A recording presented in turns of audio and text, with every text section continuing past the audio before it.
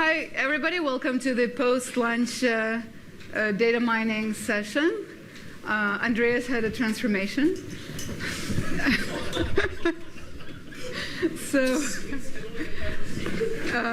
But you're still in the right place. Yes, I'm Tanya Berger. I'm from the Ohio State University in the United States. I will give a brief introduction to data mining methods and tools. Today, I also, a little plug, on Friday at 12:30, I will be giving a talk about my own research and work, which is artificial intelligence for wildlife conservation, part of what I do. So Thursday at 12:30. I'm still trying to match time zones all over the place, yes. Okay, so this is a very quick introduction. For those who do need it, this is going to be at a very basic level, and it's following Michael Hassler's tutorial. So with full credit to him, here we go. So, if it works, yes, good. So we'll kind of go over the basics of what is data mining, what are the kinds of tasks, and the basic concepts that are used in this space. Right, so with that, let's start. So data mining, often confused with machine learning or equated to machine learning and many other techniques such as AI and statistics and so on. But data mining is the science of extracting useful knowledge from huge data repositories. And it's one definition, and it's how Association for Computing Machines defines it, which is the organization that's sponsoring this school. So we might as well. Okay, so we've seen a very good exposition so far of sort of the business side of data mining. Why do data mining in the first place? So from commercial and business point of view, there's, as we heard, lots of data. Not all of it is useful. And by the way, so not all of it is useful that I don't know if you've seen an article just last week that there is so today data storage and data mining analysis is contributing already about 2 to 4% of the global energy use in the world. And it is estimated that within 10 years, it will be close to 10%, if not more. Send fewer emails. And not only that, but majority of it is storage. So data warehouses, massive data warehouses of companies from Google and Amazon to local banks and hospitals, but particularly the global warehouses, that's the biggest energy use consumption in computing today. And once we add machine learning and the use of data analysis, it starts adding up very, very quickly. Big supercomputing centers of United States, such as and machine learning centers in Europe. Today, each one of them have their own independent electric stations to supply energy to those. So, but only 6% of stored data is estimated to be used. Right? Majority of it is essentially a huge digital wasteland that's not even decomposing, because it is taking up energy to store it.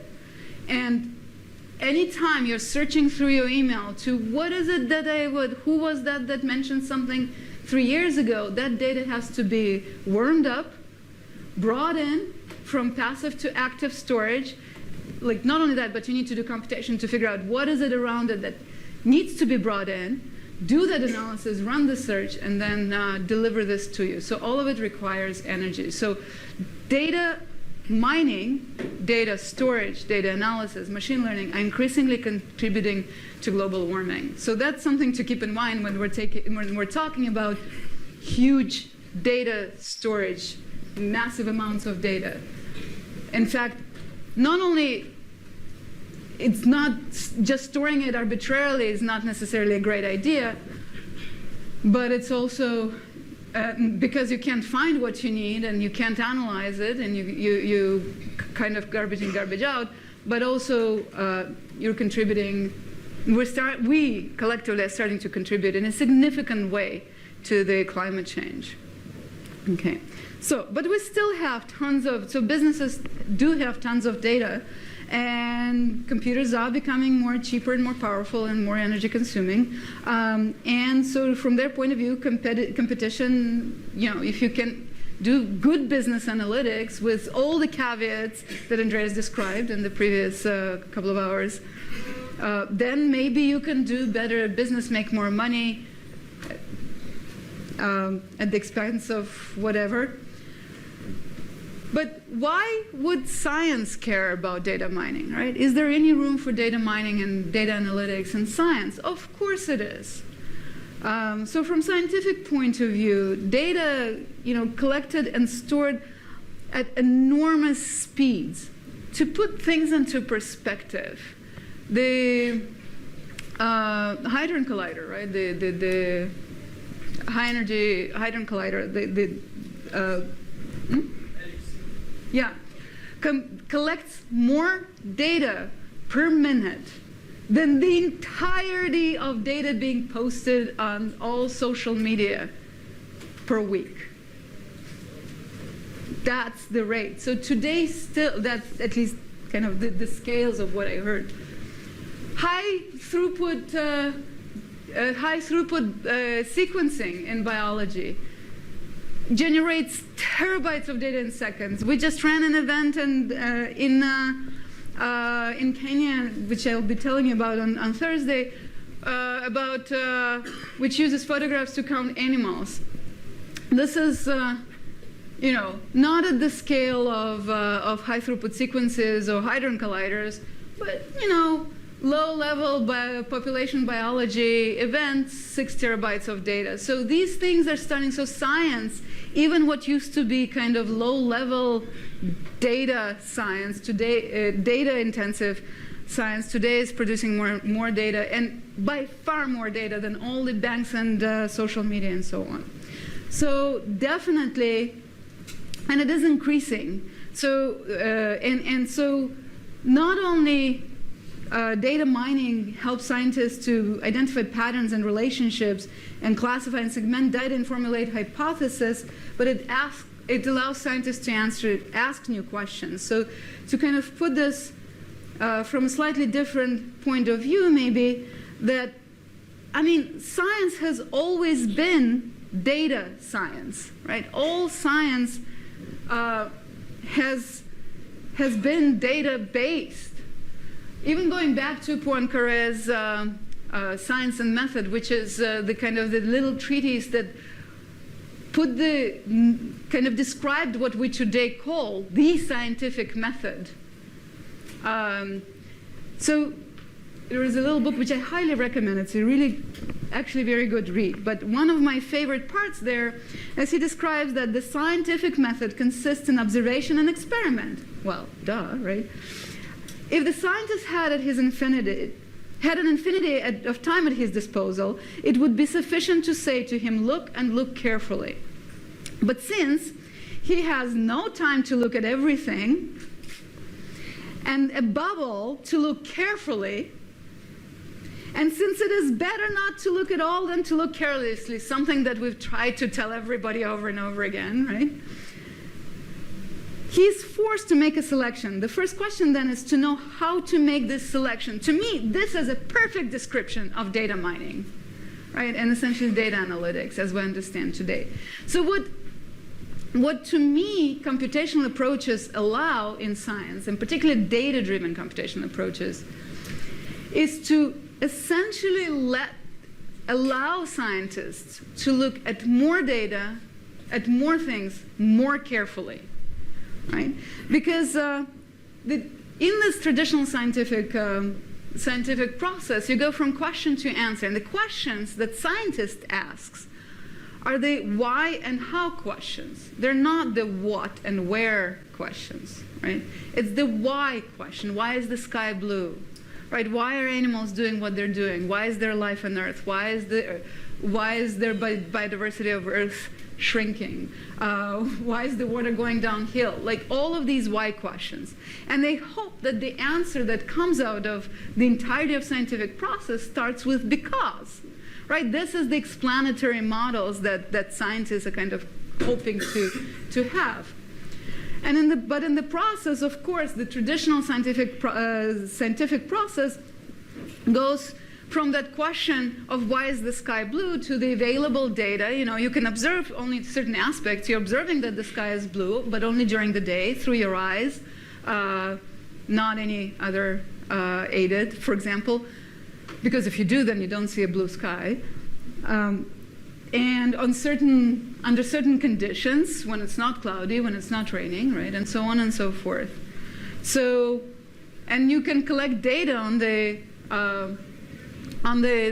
spectral properties of the chemical composition of the air and the properties of your eyes and all of that. And depending on who is asking this question of why is the sky blue, you're going to come up with different types of data and different types of, you know, staring at that data and coming up with intuition, logic, some analysis, and producing hypotheses. Depending on who is asking the question of why is the sky blue, the answer may be something to do with the perceived spectrum of human eye, or the properties of light through the chemical composition of the air, or the description of the color blue in our consciousness, right? These are all legitimate answers to why is the sky blue.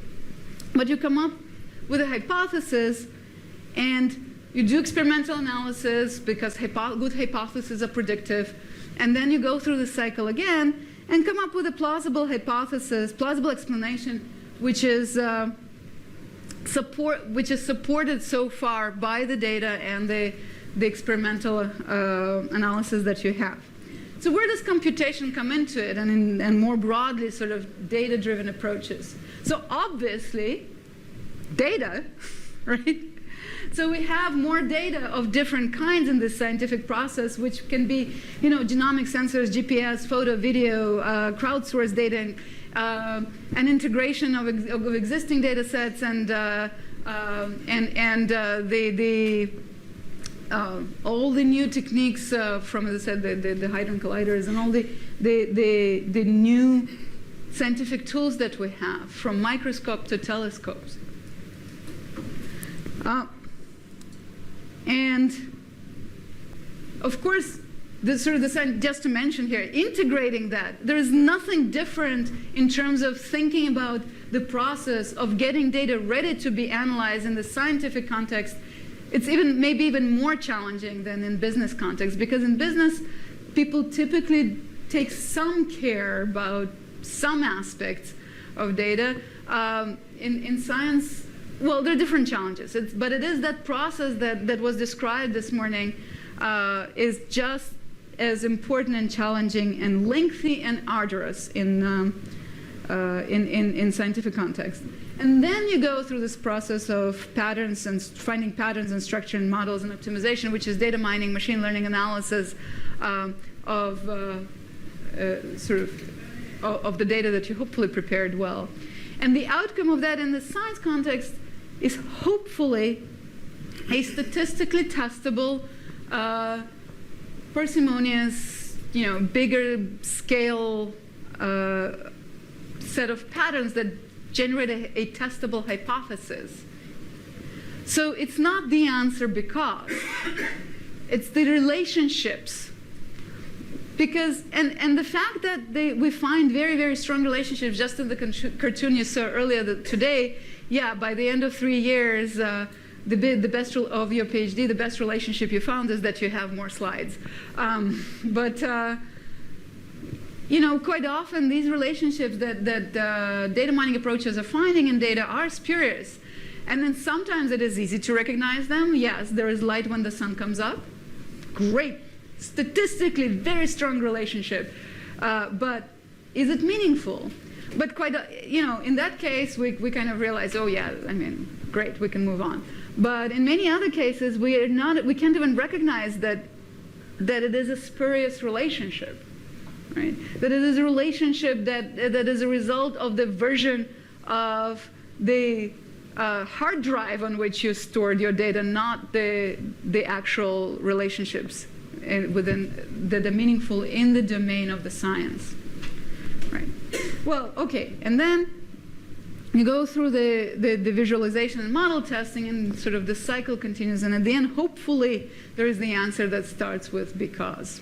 But computationally, we can produce great, these models, these patterns, they're descriptive and at best predictive, but there's still relationships of the data within the context of data itself, not within the meaning of the semantics of the domain, where the question of why is being asked. We can produce extract great patterns, wonderful patterns of connections between the spectrum, the optical spectrum, and the chemical composition of the air, right? And the optical spectrum of the perceived light through it, but not explain why that combination results in blue, right? So that's where we can give these patterns and work with scientists to create explanatory hypotheses. And what data mining and more broadly data-driven approaches and computational solutions help in this case is going back to fundamental, not change the scientific method, but to let scientists to look at more data more carefully and ask questions that they were not able perhaps to ask before. And so with that, how do we actually do this? Okay, so going back to Michael Hassler's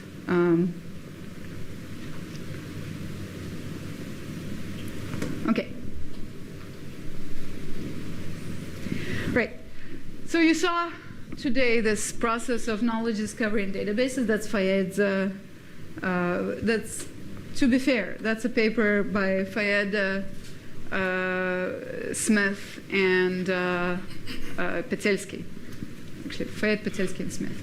So there is the selection, pre-processing, transformation. You heard today great exposition to this, and then comes the actual process of data mining. Once you have your data all nicely organized and you trust every part of this process with all the set of asterisks, right, that you, that's where the data mining fits. Or in the CRISP-DM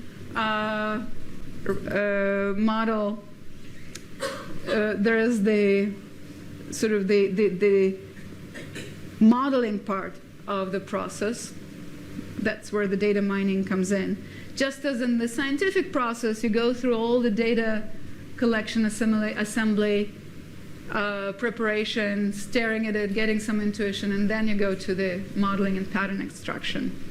Okay, so what is that pattern extraction and data mining? So to get here, we're now in this modeling part, right? This is what we're talking about, the modeling aspect of it, right?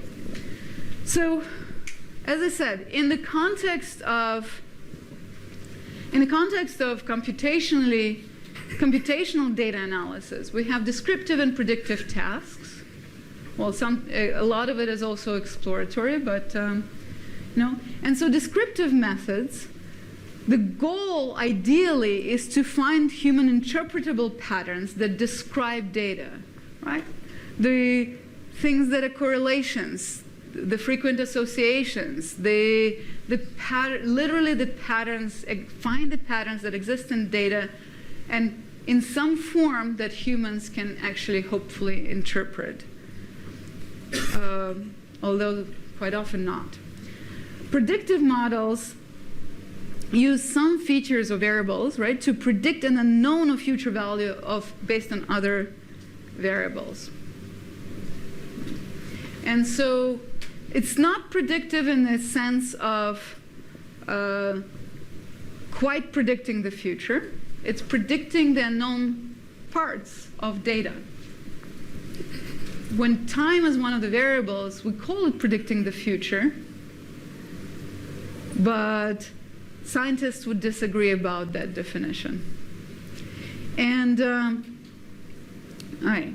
So, by the way, in terms of the terminology, I was saying that in working with scientists now for many years, so the word that has most meanings that are different from most fields, so far kind of the leader in that is projection. So depending on whether you're talking to a mathematician, computer scientist, economist or finance person, or voice scientist or theater, right, voice projection, or psychologist or film, the word projection has very different meaning in every one of those fields. So establishing a vocabulary it takes a while. Okay, so with that, data mining tasks. Right, so you have your data, ta-da, right? You've gone through all the work that that Andreas described so far.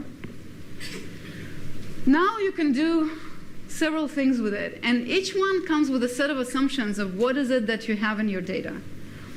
And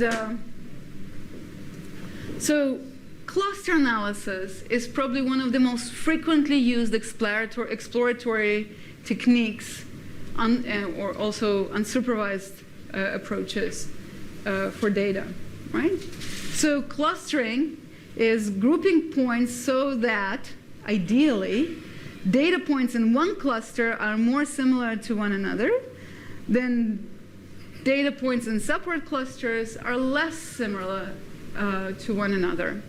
And kind of quite often, there are many ways to define this, and the different clustering techniques essentially vary fundamentally by how you mathematically instantiate the statement that I want to group points into clusters so that points in the same cluster are more similar to each other than points in different clusters.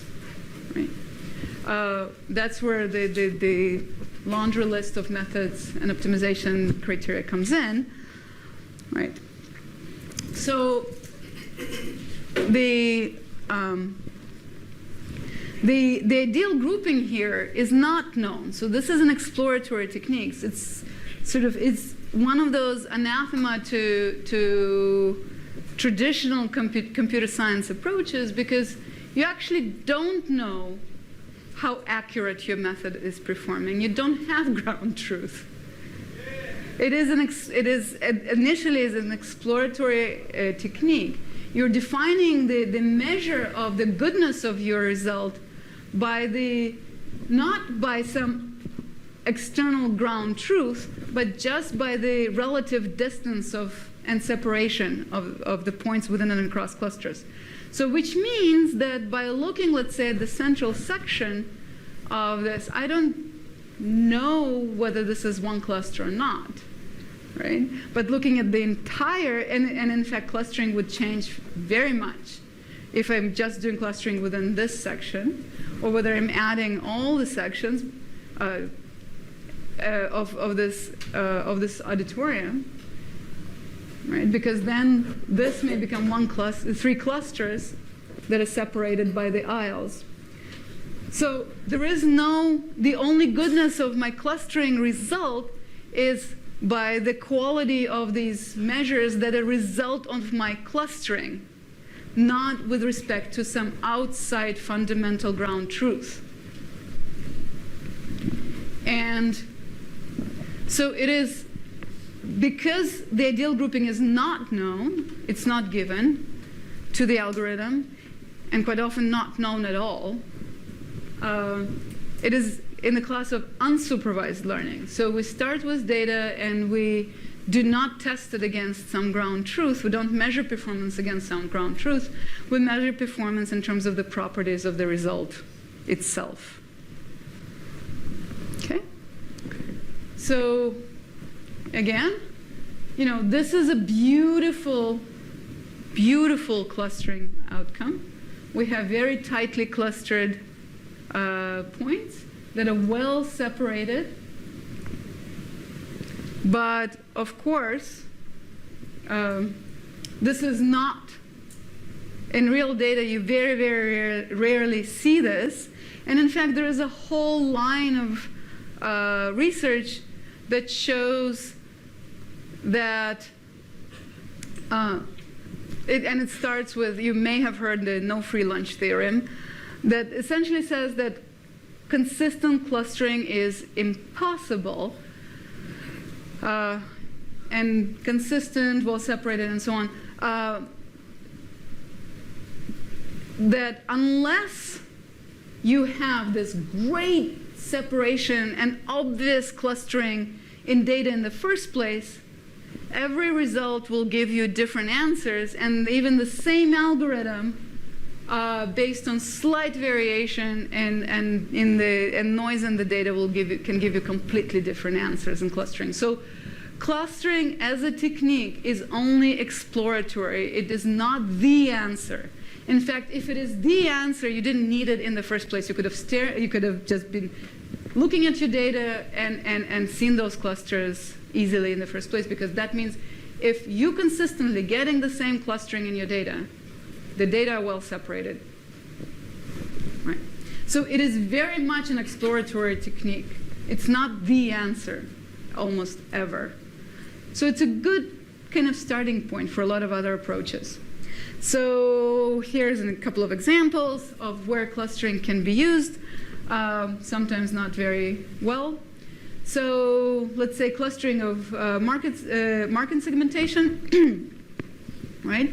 You have a whole bunch of customers, and you want to subdivide a market, maybe for advertising purposes, for marketing purposes, for product delivery, into distinct subset of customers.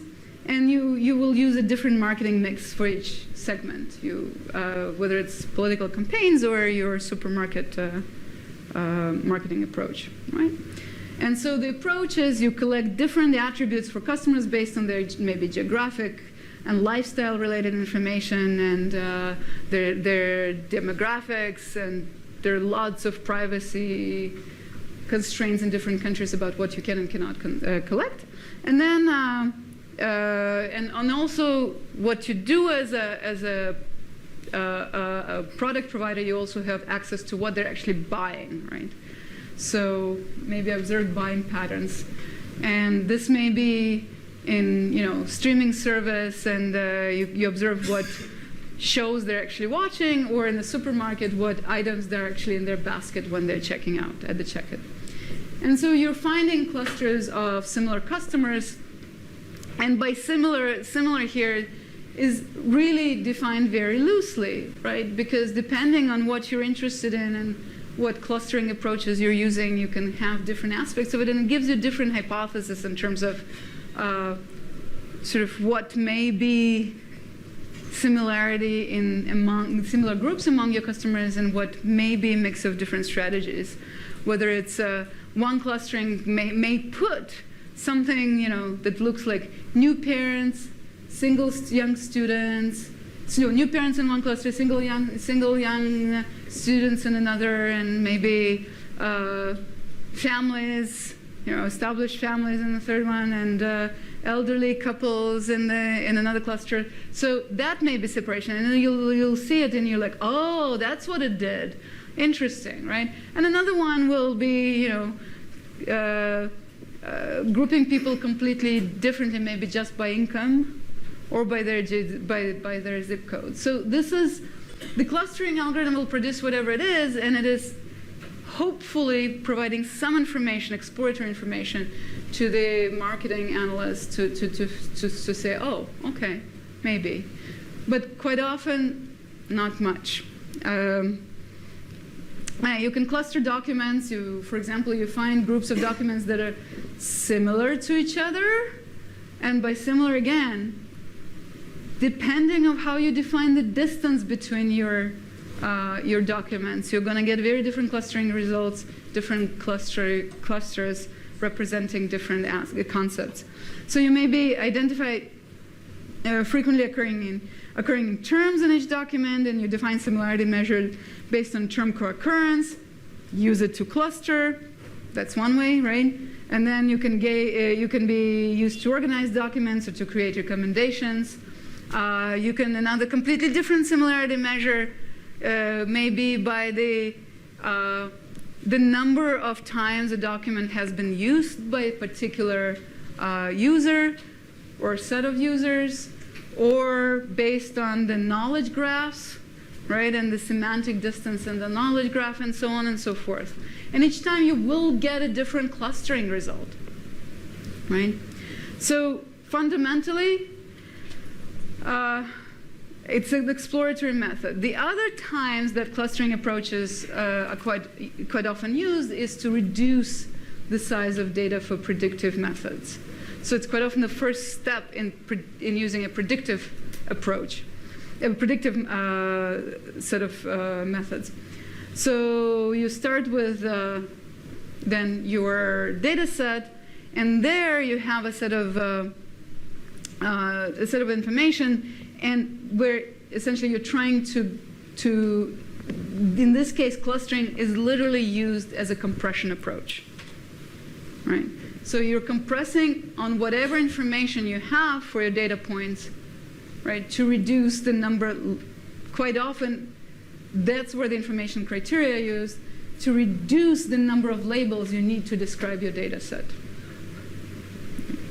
Okay. So, any questions about clustering?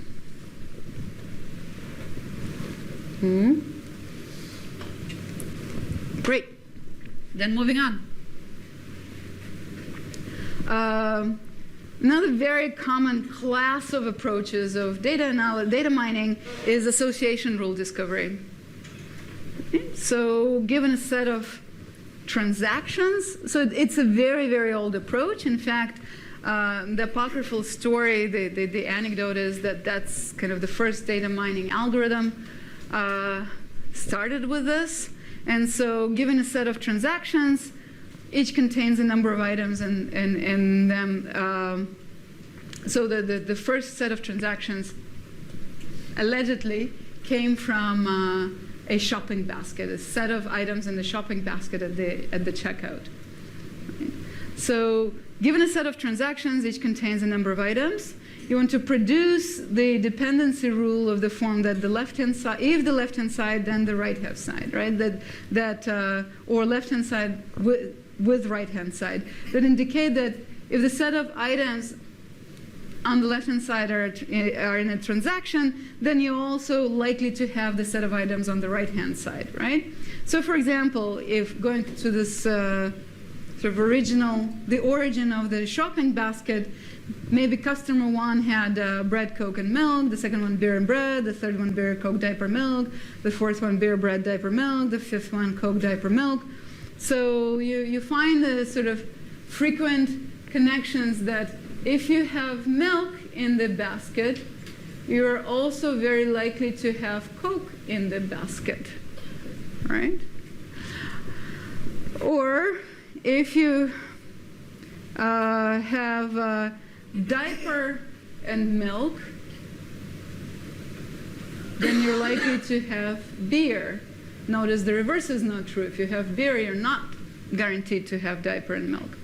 So the apocryphal story, the anecdote is that the most frequent association that people found in this original data set was beer and diapers as the items. And guess who was buying those diapers? Right? Okay. So that's the association rules. And then there's again a whole set of algorithms. Notice this does not describe precisely a method or an algorithm. It just says we want to find something that is kind of co-occurs. Like if you see this, then you also see the items in that. And it is categorical data. So it depending on how you define this, what it means to be a transaction, what it means to be frequent, what it means to be the if-then relationship. Every aspect of this is instantiated at a different definition of the problem and a different set of algorithms that may be applied to actually answer this question. So why would you do, here a couple of examples of this can be used. So association rule discovery in marketing and sales promotion, right? So let's say you discover a rule, something like, I realize this is US, potato crisps. If potato crisps, then soft drink, right? Maybe something else there. So, so what does it mean then? So if you have this on the right-hand side, soft drink, what should you do to discount sales, right? You can actually leverage this, sorry, to boost sales. Should you discount the potato crisps, right? Should you put them next to each other, right? Should you, maybe soft drinks, which is why, by the way, in American supermarkets, at least, you will see quite often the soft drinks right next to all the snack sections, right? It works. So if you have the potato crisps on the left-hand side, then it will show you that if you discontinue carrying that product, what else can be affected, right? So it assumes pretty strongly this causal relationship, at least the directional one. And today, there are also methods that are starting to really test which ones of if-then relationships are actually causal automatically versus not, right? Okay. Which is pure correlational. But, algorithmically or computationally or mathematically, there is no causality here. This is just, when we see this, we're also seeing that, not the other way around, right? So when you see both of them, always, like if you see potato crisps on the left and soft drinks on the right, then you could also sort of sell the, it shows what products you should be sold with potato crisps to promote sales of soft drinks. All right, so you can leverage this association rules. So you can put this to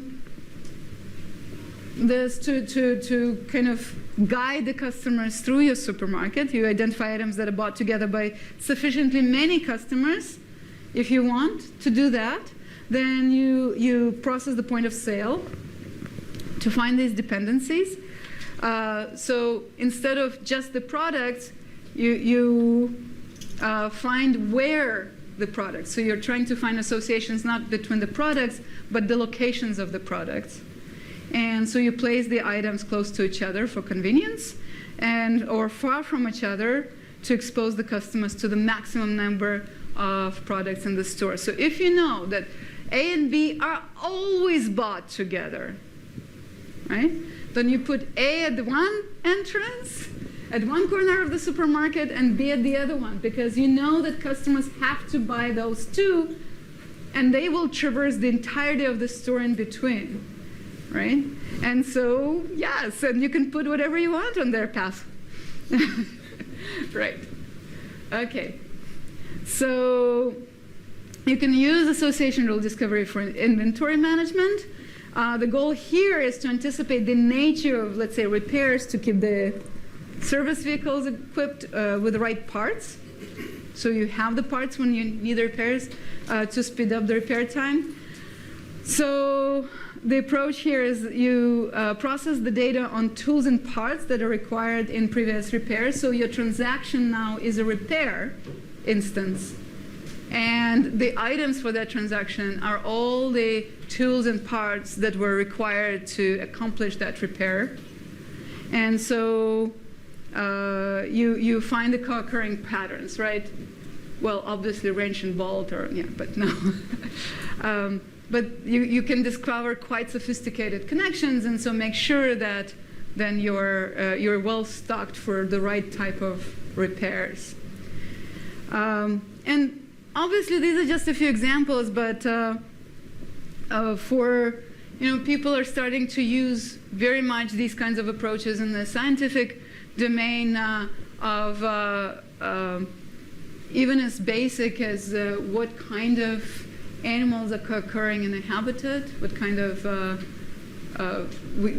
frequent co-occurrences in terms of the species and the type of species. And it's starting to challenge the fundamental ecological models of things like niche modeling, ecological niche modeling, because many of them were based on pretty sparse data. And when you start really surveying these ecological habitats at a very fine scale, you find that a lot of these models do not survive contact with data.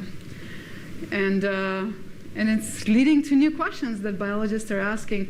You can look at, in health context, the different symptoms as transaction as a point of sort of a patient coming to a doctor or a set of doctors and describing a set of symptoms, and then a test that are needed to be done, right? And so then you can find frequent associations, and it can give hypotheses to connections between different diseases or maybe different lifestyles, and so on and so forth. So this is one of these fundamental, again, exploratory analysis tools. So then comes the whole set of a class of things that's called regression, right? So this is predictive modeling.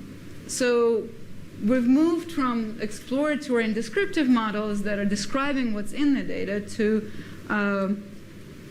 predictive models. And pretty much all predictive modeling, including the super sophisticated deep learning, deep neural networks, and with million variables, is still regression.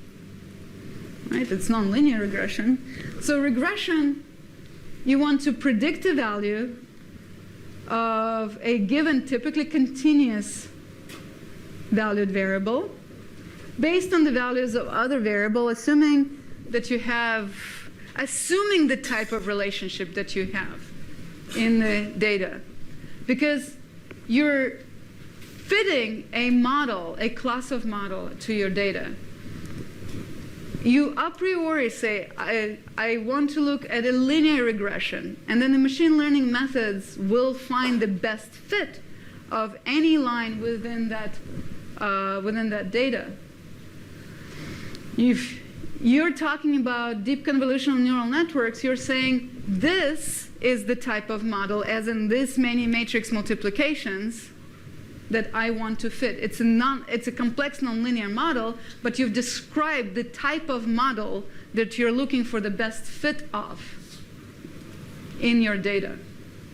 It's still fundamentally the same concept of, here's a class of model, find me the best fit of that model within that data set, right? So, as was pointed out a little bit earlier, it is all about function approximation. That part, okay? So, and it is old. The concept is not new at all. So, it's studied in statistics, econometrics, it's studied in math in terms of, as pointed out again, Taylor expansion. It's how we measure the world in the first place. We look at these, we try to collect a set of points and typically we find linear relationship because humans are not really great at finding others. But, we can say, okay, well, the temperature will decrease over time, and then it will start increasing under certain conditions, right? So it's not necessarily linear. We find that the growth is typically, starts of many things from cells to organisms, follows actually this high degree polynomials, in some cases quadratic, but quite often even exponential, inverse exponential. So it slows down over time. So there are many different kinds of relationship that we find in data, and this is kind of the basis of many scientific hypotheses, these kinds of relationship in data, right? A regression of some linear or nonlinear measure. And so depending on what kind of model you're trying to fit, what kind of class of relationships you're looking for, how you define a good fit, whether it's minimizing the loss function, what kind of loss function, as in how do you define an error, how do you define the predictive error, how you split the data between where you're fitting and testing, what kind of data you're using in the first place, what the kinds of assumptions you're making about the data. All of this will result in fundamentally different definitions of relationship in your data and fundamentally different methods of finding these relationships, which is what algorithms do. So, but within this, it's still about, here's your set of points. We assume they're continuous, even though majority of the times they're not, but we assume they're continuous because all of these techniques, from deep convolutional neural networks to linear regressions, work under the assumption that you are in a continuous Euclidean space.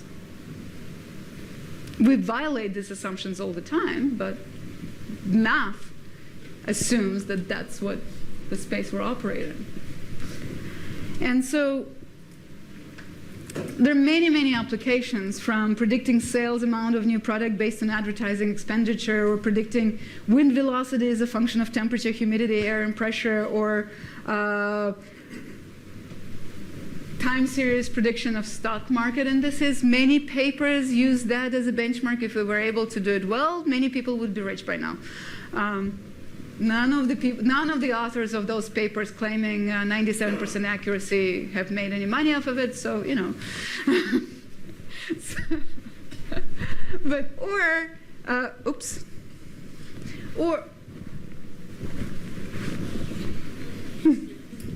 There we go. The computer's telling me I've been talking for too long on one slide, right? Or today, you know, and I'll be talking on Thursday about recognizing individual animals from photographs. Right? It's still fundamentally a regression, sophisticated one, but a regression between the pixel values of a photograph, right, and a set of and other attributes of that photograph, and a class of outputs that was somehow named by different names. All right. So, and in terms of predictive models, as I said, from simple linear regression, you can look at it as a basic machine learning approach. You start with a random line with two parameters, or in high dimensional spaces with more parameters. And by giving it, that this input should correspond to that output, you're essentially slowly optimizing that line in the space to minimize the loss on the held out points, right? Or you can have decision trees and neural networks and SVM. All of these are regressions. Okay. And classification fundamentally sort of can be seen as a form of using regressions to categorical classes, to categorical variables. And finally, classification. So you find a model for the class attributes such as I said, a zebra or giraffe. Let's say zebra. We want to say species from photographs, such as zebra or zebra. I'm on different. As was pointed out to me last week, America does not have native zebras, so we don't have the right to call them zebras. So it is. When we're given a set of photographs, we want to say, okay, that's zebra, that's kitten, that's giraffe, that's whale, right? So And we want to find a model for the class attribute as a function of the values of other attributes or features. Right? And this is a way of essentially doing what we're doing with regression, but getting away from assumptions of continuous variables in a continuous space. Okay? So, and the way we do it is if we have the class information, if I have a set of images where I say, okay, those ones are zebras, those ones are giraffes, those ones are whales, so then we can use supervised learning, right? So if you have here, I'm not going to use this, right? So then you have this training set of where you have whatever model you're putting in between, whether it's a linear regression or deep convolutional neural network, super sophisticated nonlinear matrix multiplication, which is what it is, fine. Or your combinatorial algorithm of hand-designed something. You're essentially have a class of model that you're looking for, and you're starting to give it examples of inputs and outputs that should match, where the parameters of your model are starting to be adjusted to make sure that these inputs match the given outputs. And eventually, and you can do this with linear regression set of points. You can do supervised learning on that as well, right? And so on the training set, you're adjusting the parameters of your model class to do that. So at some point you said, okay, I've given it enough examples. I'm good. And there is a lot of discussion of how to know that you've given it enough of the right kind of examples. Because if I can give my model 1 million examples of, here's a set of images and those are zebras. But if I wanted to suddenly classify, if I'm asking it, if I'm giving it an image with a giraffe and it's never seen one, it's not going to tell me that it is a giraffe, right? So sometimes it's obvious what you should train it, and sometimes it's not, and that's how we come up with racist face recognition and gender-biased job recommenders, because we gave it biased data quite often. But then if you do things right, hopefully, maybe, then we get a model that we can now apply to unknown data, to new data, right? Right, on the test set. Great. And so here are a couple of examples where you might want to use classification. So let's say your goal is to reduce the cost of mailing or emailing, because remember, email also consumes energy and generates data that contributes to energy consumption. So by targeting, you want to reduce the cost of mailing or your energy consumption by targeting a set of consumers likely to actually buy a new product. Right? Anybody remembers things like when Google Mail, Gmail just started, you actually got an invite code? Or when the first iPhone showed up before it was available to general public, a few people got the, hey, try it out.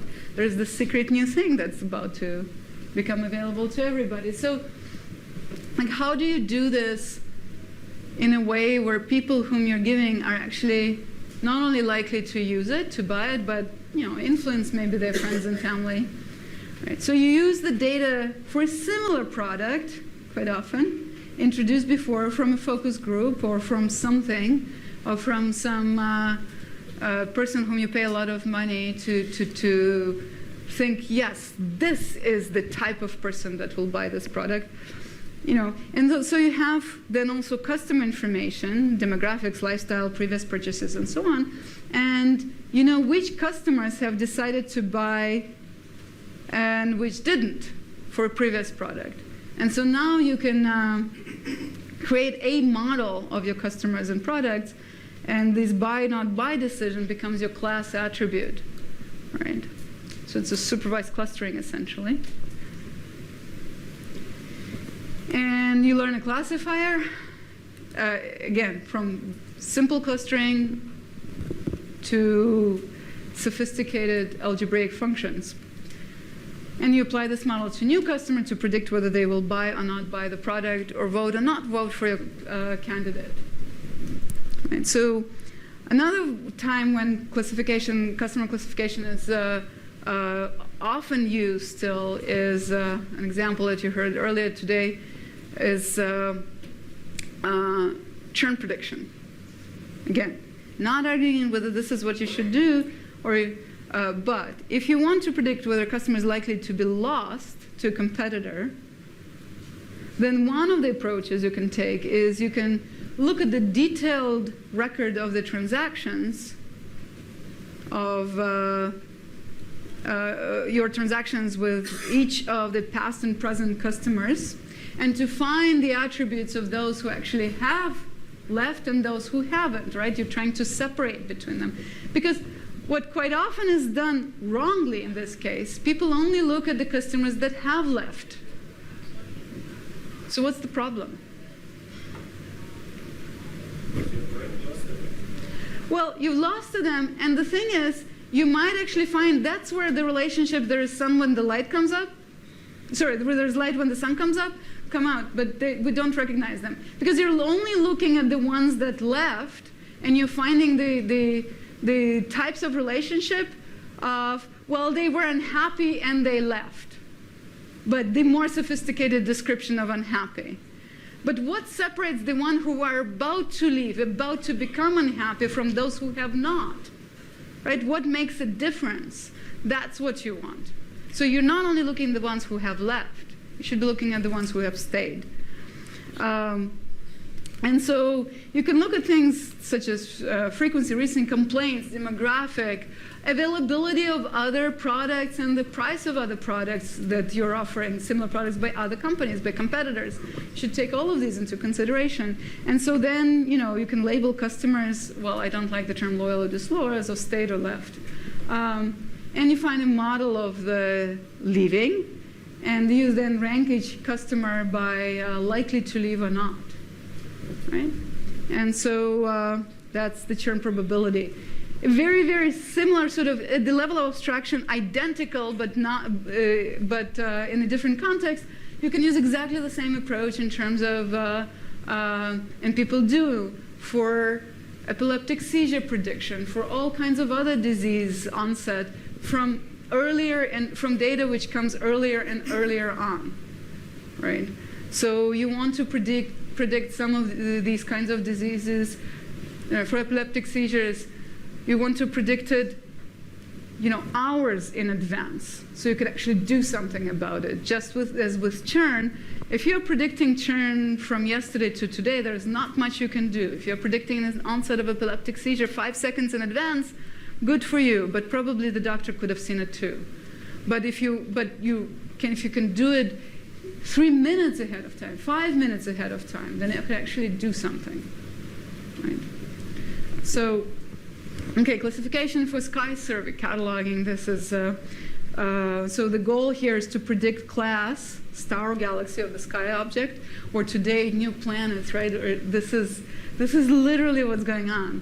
We're finding new planets by looking at this, by machines, computers looking at the computational surveys of the sky, where humans not quite often sort of recognizing the signature, because it's not pictures even. It's all kinds of other sensors. Okay. But you want to predict a class, whether star, galaxy, or a new planet, or others, of sky objects, especially faint ones, or based on, let's say, based on the telescopic survey images from an observatory. And so you may want to segment an image to identify objects. You can have a whole bunch of features if you do feature engineering, or go straight to just the pixel value kind of parameters. And you use known objects, where this is a star and this is a galaxy, to build a model, classify a model, and then you apply it to new images. And you can find new objects you never thought would exist. And when you do this at the level of sensors that are not even visual, and you do it in conjunction with good science which constrains the type of features you're using with an open kind of machine learning, here's the rest of the kitchen sink that you may be looking at, you start discovering black holes, right? Okay. And so the final part is very briefly anomaly detection. And so there are many, many ways to define anomaly, which is deviation from the norm. And again, how you define each word in this sentence, how you define detect, how you define significant, how you define deviation, how you define the normal, and how you define behavior and the normal behavior, that changes fundamentally what we mean by anomaly detection and which approaches we're actually using here to find those. But yes, anything from credit card fraud and network intrusion and responses to climate change in biodiversity and disease prediction, a lot of these problems can be looked at as anomaly detection. So there are many other data mining tasks. There is text mining and graph mining and data and time series and stream mining, which particularly in stream mining, the goal is to do it in real time. So there are many other constraints, how much memory and time you can spend on at each point on a task. Spatial-temporal data, visual data mining, and distributed data mining, and that's just kind of just naming those. So, of course, the challenge is, we talk about this. Other than the fact that you spend 80% of your time getting to the point where you can actually apply data mining, even at that point, every aspect of scalability, dimensionality, complexity, quality, ownership, and privacy, which we haven't even talked about, and as well as fairness, accountability, transparency, and explainability, fate, are becoming more and more sort of important and challenging in all of this. Okay. And with that, I will actually end, and I will just sort of kind of, in terms of data mining and relationships to different disciplines such as machine learning, statistics, AI, and so on, data mining in itself draws on ideas from all of those. And some of the difference between those are kind of historic and semantic. Some are real. So, if we go in the historic order, then statistics was there first, then came computer age, and then data mining, and today we're talking about sort of the next iteration. Building, there's the connections between machine learning, data mining, and statistical learning. These are not disjoint, but yet distinct aspects of quite often the same process. Most of the arguments that happen around this are typically philosophical semantic arguments about ownership of this exciting new field. And so I would encourage you to spend, to be part of the field without worrying too much about where the boundaries of all of these are. So with that, I'm going to hand back to Andreas.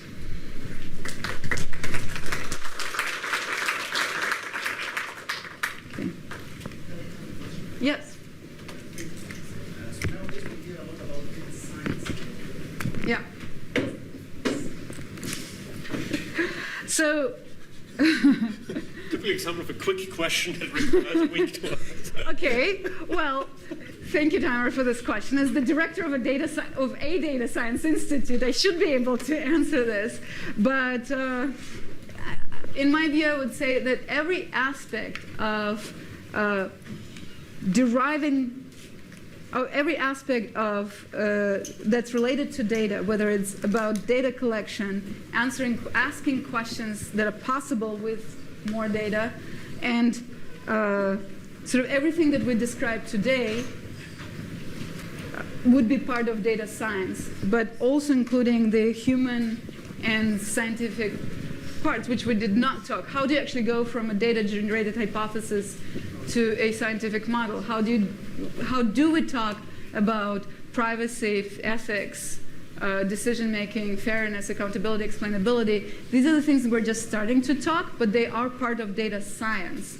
The discipline of data science, in my view at least, is the discipline of deriving knowledge, making decisions that are data-driven, which I just said that pretty much all of science was data-driven always, right? So what difference does availability of more, what kind of data leads to new questions, and how do we do that, for example? Okay.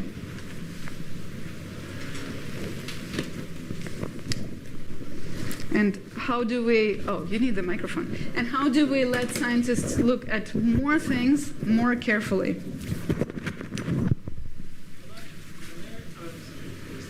Of course. Yeah. Is there a difference between data science and data analytics, or are they the same? Or Historic difference.